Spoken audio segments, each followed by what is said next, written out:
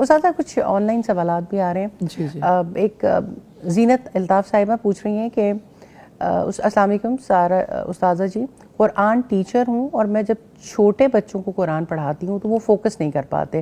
مجھے بتائیں کہ اس وقت کیسے سمجھاؤں کہ بچوں کو وہ قرآن پڑھنے کے لیے فوکس کریں؟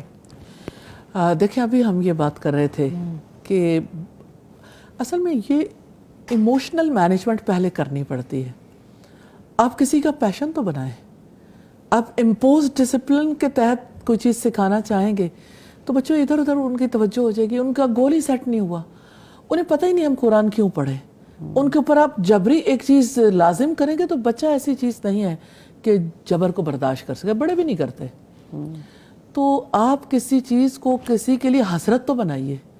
اس کو یہ تو پتا ہو میں قرآن پڑھوں گا پھر کیا ہوگا، اور یہ ہے کہ قرآن پڑھنے کا فائدہ کیا ہے، نہ پڑھنے کا نقصان کیا ہے.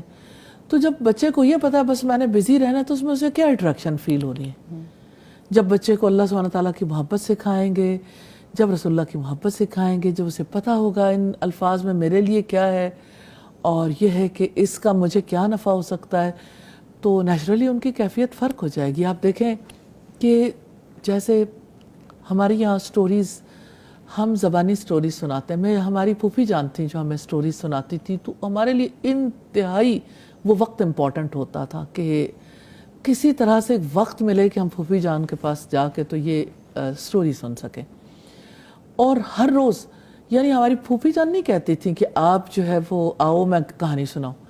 ہم ان کے پیچھے پیچھے ہوتے تھے کہ سونے سے پہلے وہ ایک دفعہ ہمیں کہانی سنا دے. تو بچے کو تو ٹیچر کے پیچھے پیچھے ہونا چاہیے نا کہ ٹیچر کسی طرح سے اتنا انسپائر کرے گا تو اتنا انسپائر کرے. اب یہ کہ یعنی ماحول پیدا کرنا بہت زیادہ ضروری ہے. بچے کے اندر یہ چیز اراؤز کرنی ضروری ہے.